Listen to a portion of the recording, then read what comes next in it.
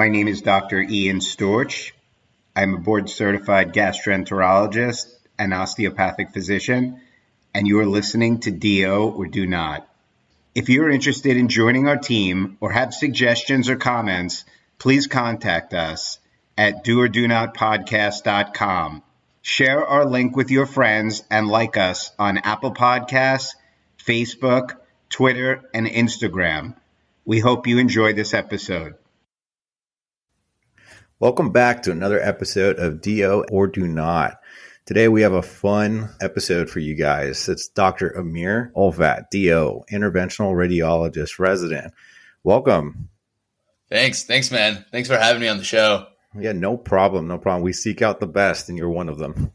That means a lot.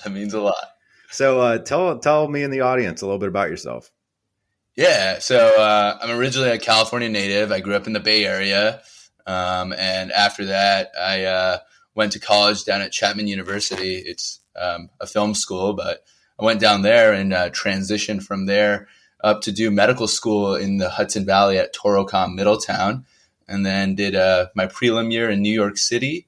And now I am at The Ohio State, and I say the because it matters, and I'm doing IR here, Interventional Radiology. Wait, did you say that Chapman was a video school? It's a film school, actually. Oh, it's a film school. And did you ever try to pursue that? Yeah, I had these thoughts initially that I would somehow end up on that path, but I transitioned from a major in I was doing a minor in photography, and I started off with psychology and ended up in biochemistry. That is a big jump. Yeah. Wow. Well, I'm glad you kind of went into what you wanted to do. Yeah, it takes a while, It takes a while to find yourself. For sure.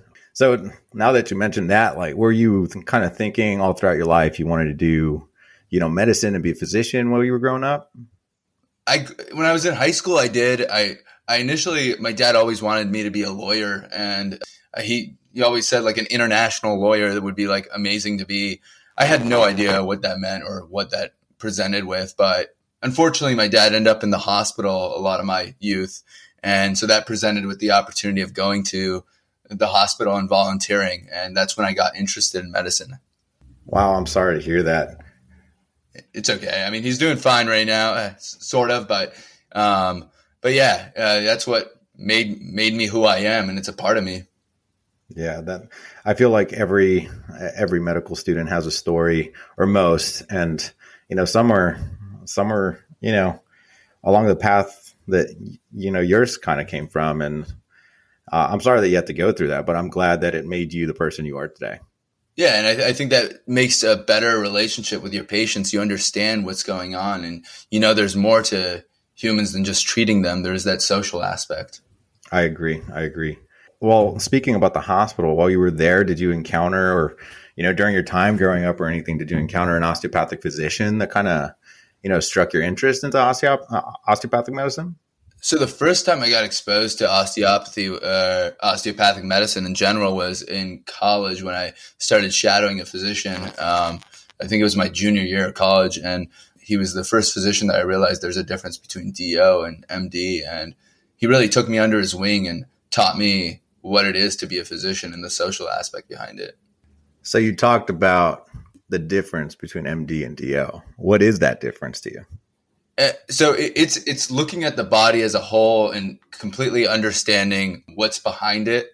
And I mean, nowadays we try and not put this separation behind them because a physician is a physician, but there is that whole mindset of, hey, a problem could be, as much as you like to see someone's having chest pain, it could be from another source rather than what you're delving into. And there could be a psychiatric source behind it. There could be something else. And it's looking at the body as a whole picture rather than just melting it down into, it's got to be from this explanation.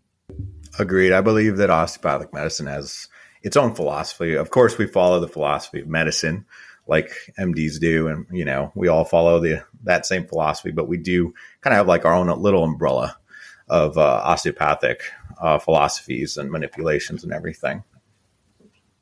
Yeah, and I feel like every like specialty. I mean, you end up a DO, and then you go into these allopathic like specialties, like for example, if you go to ophthalmology or something, and you can take that with you, that same philosophy. Exactly. So that was the first time you heard about osteopathic medicine was shadowing, right? Yeah, exactly. Okay. Did you apply to any allopathic or even any foreign medical schools? So actually, this is a very interesting question because I was at the end of undergrad. I was thinking about applying to medical school, but my counselor told me, no, it's not a good idea, and you're not going to get in. She was very discouraging, and my thought throughout all of my life has been: there's always a solution to problem. There's something you can get. You can find a solution to any kind of problem. And my thought was, hey, maybe I am not cut out for medicine. Maybe let's just think about that for a second. So I actually applied to a master's program at Torocon Middletown, and as a way to test whether I'm ready and able to do that. After that, I actually did my first semester in the master's program, and I was they kind of, what we call it over there is bumped me up because a student dropped out, so they skipped us. After one semester, I was led into the DO program, so I never really applied to medical school. Really? Did they do that to multiple students, or were you the only one? There was three of us. They ranked us on I think it was like 60 or 70 of us, and they ranked us. And I was fortunate enough to be a good star student where I was number one, and they put me in the class. It's just what happened. I feel like I was just studying. That's all I was doing. Well, congrats. That's awesome. I've never even heard of that, but that's great that you got that opportunity. Yeah. So let's talk about once you're in medical school. So you're in New York. What was medical school like for you in New York? And while in medical school, what were some of your best and worst experiences? So a lot of it stems from my first semester after I got in from the master's program to the DO program. I had my second semester crunching I had OMM 1 and OMM 2 at the same time. So I was taking so many units of classes that I would leave class at like 8 p.m. I was doing a very accelerated process to catch up. And that semester was one of the worst semesters, but it was very grueling. Overall, medical school is tough, but it also teaches you how to approach academia. So you briefly mentioned OMM 1 and OMM 2. What are those? So osteopathic medicine is throughout the whole course of your medical school. In osteopathic school, you have OMM 1 you take. You're getting like the brief introduction. OMM 2, you're learning how it's applicable to medicine. And this is all an encompassing curriculum, especially throughout your first 2 years. Thanks for clarifying that. As a DO student myself, I knew that, but we have to clarify just for the audience. No, I completely understand that. Now that you finished that first year, talked about a little bit of the second year, you go into clinical rotations. How was that for you? And would you give your past self any sort of advice? Would you change anything that you did? My rotations, I guess in a way, I was happy that I was able to do it in New York City where you get that broad experience. One thing that I appreciated about my rotations was that they were at community hospitals. Now, some people are like, wouldn't you want them at an academic place? But you really get more experience at these community hospitals because they don't have anyone else doing what you can do. I remember one of my rotations, actually it was an IR rotation at a community hospital, and I was doing all the biopsies with the attending because there's no one else there. And you're gaining this like very hands-on experience because there's no one else there. I could definitely speak for that. That's one thing that osteopathic medical schools have that we're just more so in rural areas, closer to community hospitals and rural hospitals that, don't have the specialists on hand or whatnot, or don't have the manpower that like these, level 1 trauma centers or bigger hospitals have. So the medical students really do have that opportunity to do a lot more and get a lot more hands-on experience. Yeah. And understanding that difference is something that some people don't like. Knowing that there's these community hospitals that don't have that support staff is also something that it's amazing to get an experience and to understand. I definitely agree with you. Let's actually go back a step. I skipped one step. And speaking of steps, I skipped the step. Did you take step one? And did you also, how did you plan that out with your Comlex level one, the two board exams? So I took step one and step two, and I took the complex exams. How did I plan it? I did it a week apart, if I remember, but my my first time taking it got messed up because I got sick and had to replan it.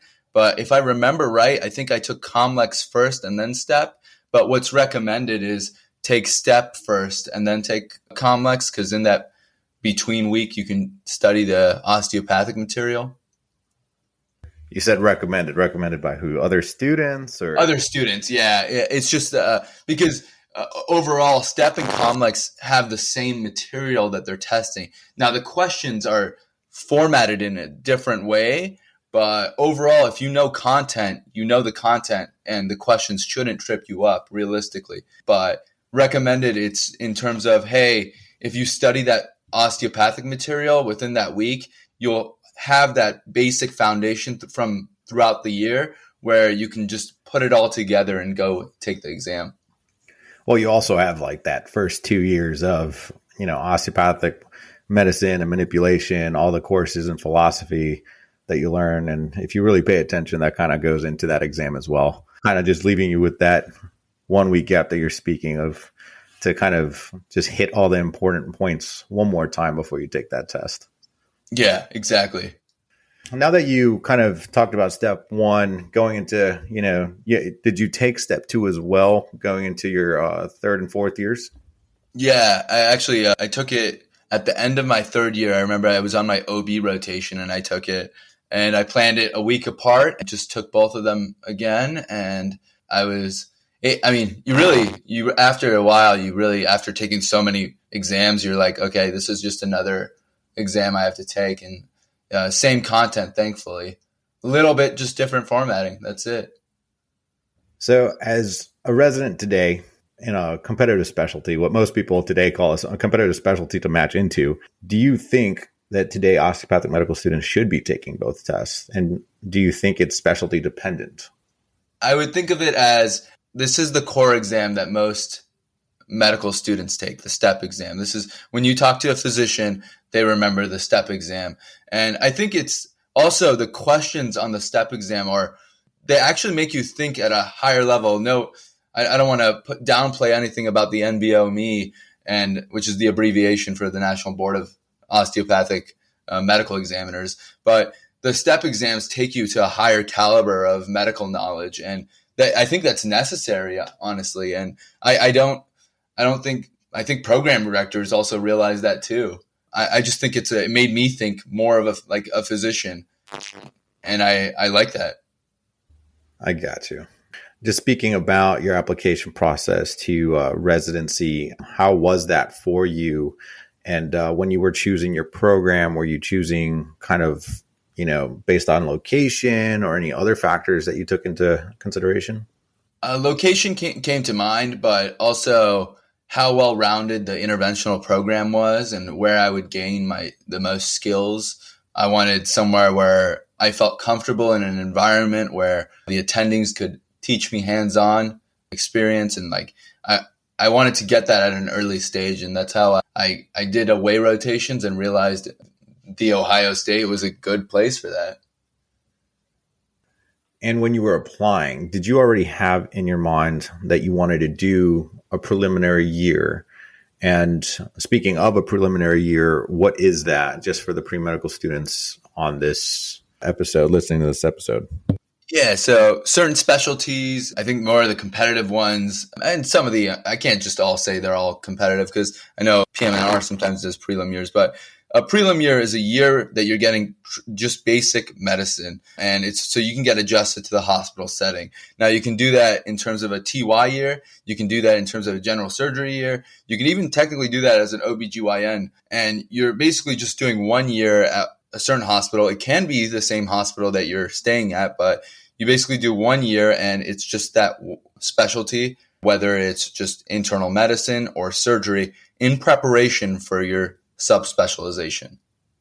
Gotcha. And what made you choose? I saw that you chose general surgery, and what were the points that you kind of took away from doing that general surgery versus the IM, and why did you choose general surgery?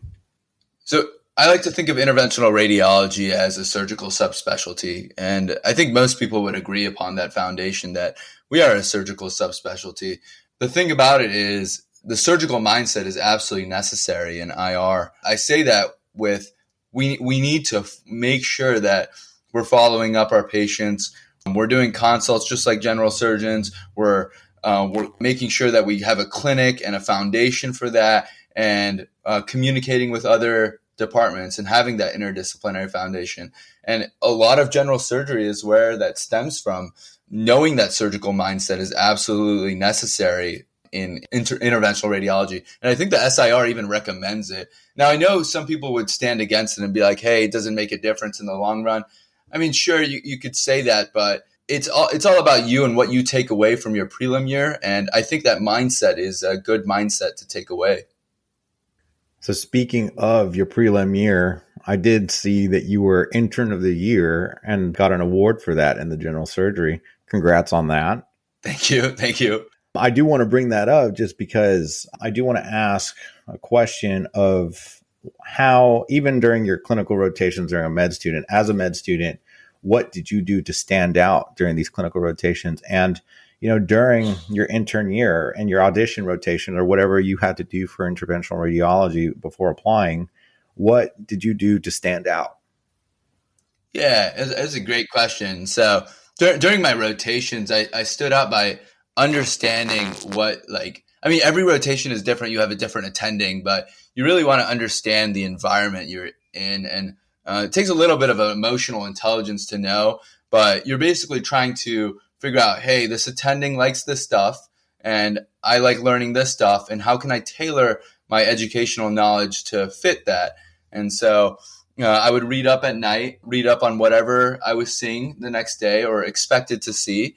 I guess they would have those like pimping sessions. That's what they called it back then. Pimping means just like they're basically asking you questions, and I would try and answer them and just be very enthusiastic about anything I'm learning and always be engaged. That's very key. Just always be engaged on whatever rotation you're on and be interested, because the more you're engaged, the more you'll learn. And if you don't like a certain thing, it's most likely because you're not good at it. And that's not to say anything bad, but like most people don't like what they're not good at. So if you start liking it, you'll start getting good at it and it'll turn into like a good cycle. I definitely agree with that. And I do have to add that if someone were to ask you a question and you don't know it, say that you don't know it and just say that you will look it up and go look it up in extensive detail. Yes, that's very true. That's absolutely key. And that's just a learning point for the rest of your life, no matter what. Whenever someone asks you a question, you don't know it, go look it up. Exactly. I do want to kind of delve into your CV a little bit. I saw that you have a lot of research under your belt already as a PGY2. Am I correct on that? Yeah, I mean, I think other people might have more. I did a lot of stuff in my medical school days, and then on my away rotations, I did some research too. Is that something that you want to continue? And do you think that interventional radiology is a research heavy field? I mean, it depends on what hospital. I mean, most of the hospital systems that have an IR program are academic. I mean, there are some community hospitals that have it as well, but academia is a key part of IR. We're a very innovative field, so we require that research in essence to make it more and more innovative. Agreed, especially since for the listeners, isn't interventional radiology just kind of in its newer phases as a residency, like kind of coming out from diagnostic radiology and whatnot? Yeah, I don't remember exactly the date that it was switched over, but I think it was 4 or 5 years ago. That's it. Yeah, its separation was more recent. It's been a field for a very long time, but the actual residency itself separating has been new. So kind of just going into some random questions, just talking about pre-medical students and medical students, what would be kind of like your advice? One of their main questions is always about cost of medical education. How did you live, during med school, how do you live during your residency currently? Because, they all see shows and everything and see kind of eating protein bars and eating nothing throughout the day.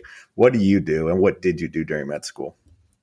I mean, I still to this day live like a student. It's not like living harshly in these environments. I still live comfortably. It's just knowing what's necessary and what's not necessary to have.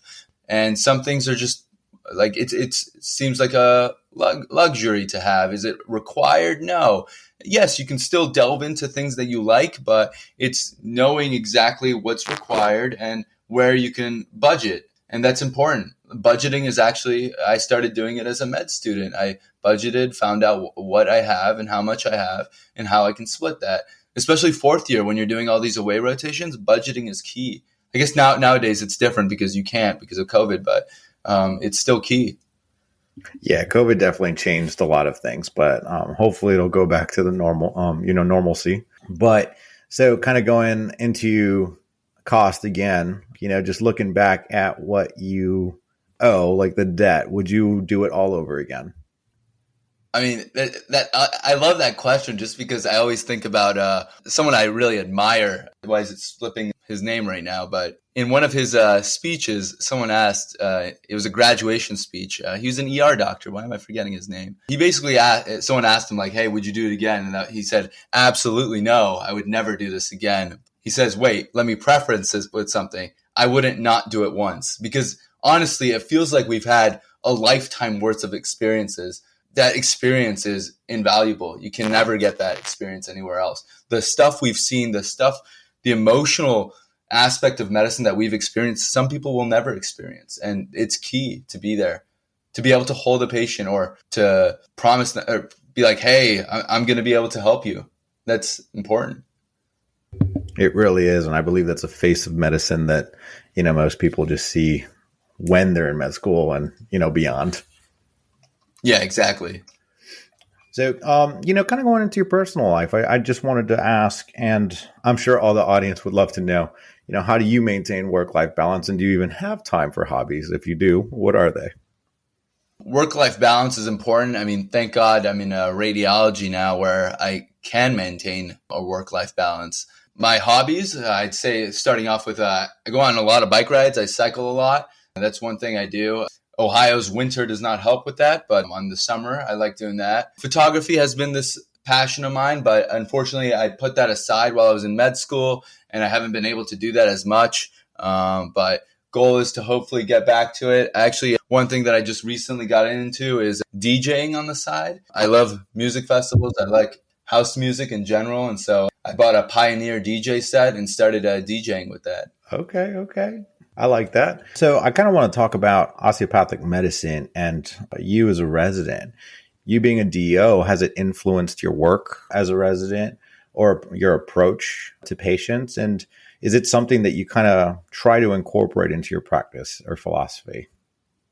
I would say less so. I mean, in radiology, how it's helped me is in knowing anatomy. When you go into DO school, anatomy is a huge emphasis. Why? Because most of the osteopathic principles and the ideas of how to help a patient osteopathically are based on knowing the anatomy very well. So what I excelled in medical school was actually anatomy. And so that helps me in radiology, being able to identify stuff, knowing where landmarks and things are. I see most of my skills applied to in interventional radiology, actually just being able to touch patients and being able to figure out what's going on. It helps in that respect of being able to palpate landmarks and knowing things about how to get access to certain things based on landmarks.